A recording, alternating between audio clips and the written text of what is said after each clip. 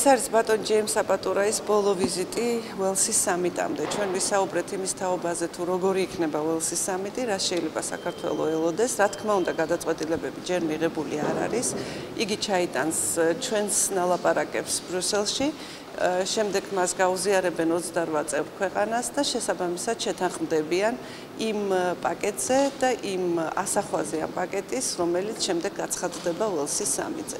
ეს პაკეტი მართლაც არის ღია, მასში არის ძალიან ბევრი ელემენტი და მოკლედ ამ პაკეტის აღწერა შეიძლება ასე, რომ საქართველო ძალიან მნიშვნელოვნად იქნება წარმოდგენილი ნატოში, ხოლო ნატო ძალიან მნიშვნელოვნად იქნება წარმოდგენილი საქართველოში. კიდევ უფრო მეტი საქართველო ნატოში და კიდევ უფრო მეტი ნატო საქართველოში. აი ეს არის მოკლედ ის აღწერილობა, რომელიც მან გააჟღერა და რომელსაც მე ვეთანხმები.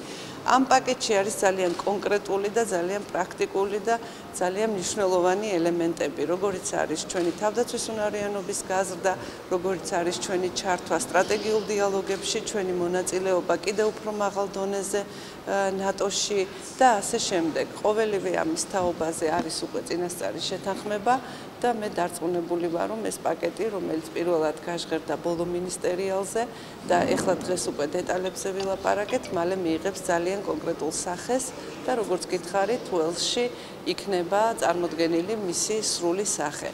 გარდა ამისა, ჩვენ ველით, რომ ამ სამიტის კომუნიკეში იქნება ადეკვატური ასახვა ამ პაკეტის, იმ ყველა ელემენტის, ყველა ინსტრუმენტის, რომელიც ჩვენ გაგვაჩნია, არ დაგავიწყდეთ, რომ ჩვენ გვაქვს ნატო საქართველოს კომისია და წლიური ეროვნული გეგმა.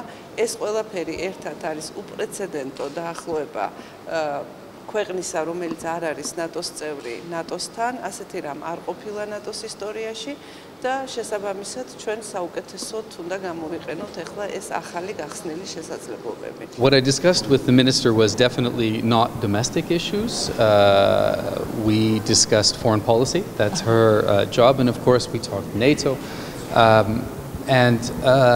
We went into detail looking forward to the NATO summit. I've come because I have been assigned by the Secretary General to work with the Georgian government to fill the package that was opened.